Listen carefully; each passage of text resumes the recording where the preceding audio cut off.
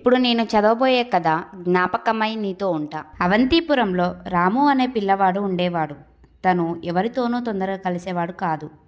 దాంతో తనకు ఎక్కువగా స్నేహితులు లేకపోవడంతో ఒంటరిగానే ఉండేవాడు. ఒకరోజు ఉదయాన్నే నిద్రలేచి వాళ్ళ ఇంటి వెనకాల ఉన్న చిన్న మామిడి చెట్టు కిందకు వెళ్ళి కూర్చున్నాడు.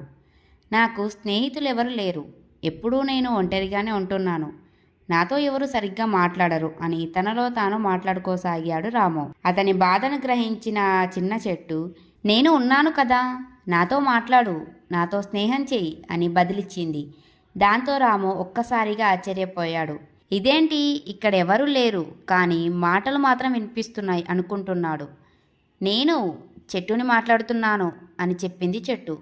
నువ్వు కూడా మాట్లాడతావా, నాతో స్నేహం చేస్తావా అని ఆనందంగా అడిగాడు రాము. హా, మాట్లాడతాను. అంతేకాదు నీకు నీడనిస్తాను. కొన్ని రోజులైతే ఎంచక్కా మామిడి పండ్లు కూడా ఇస్తాను అంది చెట్టు. ఇక అప్పటి నుంచి రాము ప్రతిరోజు చెట్టు దగ్గరకు వెళ్ళి మాట్లాడుతూ ఉండేవాడు. దానికి ప్రతిరోజు నీళ్లు పోస్తూ చక్కగా చూసేవాడు. అలా కొద్ది రోజుల్లోనే చెట్టుతో మంచి స్నేహాన్ని ఏర్పరచుకున్నాడు. అలా రోజులు గడుస్తున్నాయి. రాము పెద్దవాడవుతున్నాడు. చెట్టు కూడా పెరుగుతోంది. కాస్త పనులు ఎక్కువ అవ్వడంతో మెల్లమెల్లగా చెట్టు దగ్గరకు వెళ్ళడం, దానితో మాట్లాడడం తగ్గించేశాడు రాము. కానీ తనకు ఎప్పుడు బాధ కలిగినా, సంతోషం కలిగినా ఖచ్చితంగా వెళ్ళి చెట్టుతో పంచుకునేవాడు. కొన్ని రోజుల తర్వాత రాము వాళ్ళ నాన్న ఉద్యోగరీత్యా వేరే ఊరికి వెళ్లాల్సి వచ్చింది. చెట్టును వదిలి వెళ్ళడం ఇష్టం లేకపోయినా అక్కడి నుంచి వెళ్ళిపోయాడు. ఒక 2-3 తర్వాత వేసవి సెలవులకు మళ్ళీ ఆ ఇంటికి వచ్చాడు. వెంటనే పరిగెత్తుకుంటూ చెట్టు దగ్గరకు వెళ్ళాడు. అది పెద్దగా అయ్యింది. మామిడి పండ్లు కూడా కాశాయి. రాముని చూడగానే చెట్టు, రామిత్రమా, ఎన్ని రోజులైంది నిన్ను చూసి, ఎలా ఉన్నావు అని పలకరించింది. నేను చాలా బాగున్నా. రోజూ నిన్ను గుర్తు చేసుకుంటూనే ఉంటాను. నేను ఇంకా గుర్తున్నానా అన్నాడు రాము. ఎందుకు గుర్తుండవు, ప్రతిరోజు ఎంచక్క కబుర్లు చెప్పేవాడివి కదా, నాకు నీళ్లు కూడా పోసేవాడివి అని బదిలిచ్చింది చెట్టు. రాము అలా అక్కడ ఉన్నన్ని రోజులు చెట్టుతో కబుర్లు చెప్పుకుంటూ ఆనందంగా గడపసాగాడు. రాము వాళ్ళ నాన్న ఇక మళ్ళీ ఇక్కడికి రావాల్సిన పనేం లేదు కదా అని ఆ ఇల్లుని అమ్మేయాలని నిర్ణయించుకున్నాడు. దాంతోపాటు ఆ చెట్టును కూడా. కానీ అది రాముకి ఏమాత్రం నచ్చలేదు.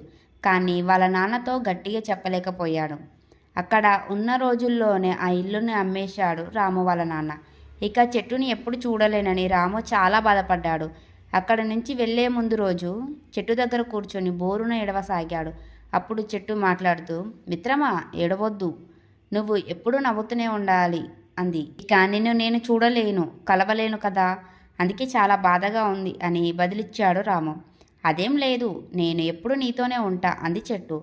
అదేలా అని ఆశ్చర్యంగా అడిగాడు రాము. ముందు మనం స్నేహితులమైనప్పుడు నీకు నీడనిచ్చాను. ఇప్పుడు నువ్వు వచ్చేసరికి పండ్లనిచ్చాను. ఇప్పుడు మీరు వెళ్ళిపోతే వచ్చిన వాళ్ళు నన్ను నరికేస్తారు. కాబట్టి మీ నాన్నకు చెప్పి నాలో కొంత భాగాన్ని నరికించి ఎంచక్కా నీకు స్టడీ చేయించమని చెప్పు. అప్పుడు నేను నీతోనే ఓ జ్ఞాపకంగా ఉంటాను కదా అంది చెట్టు. ఆ మాటలు విన్న రాముకి చెట్టును నరకడం ఇష్టం లేకపోయినా దాని జ్ఞాపకం కోసం వాళ్ళ నాన్నతో చెప్పి కుర్చీ చేయించుకున్నాడు. నిజంగా ఆ చెట్టు ఎంత మంచిదో. నేను ఒంటరిగా ఉన్నప్పుడు నాకు మంచి స్నేహితుడు అయ్యింది, నీడనిచ్చింది, పండ్లనిచ్చింది. తను చనిపోతూ కూడా నాకు కుర్చీగా మారింది అని మనసులోనే అనుకుంటూ కృతజ్ఞతాభావంతో ఉండేవాడు రాము.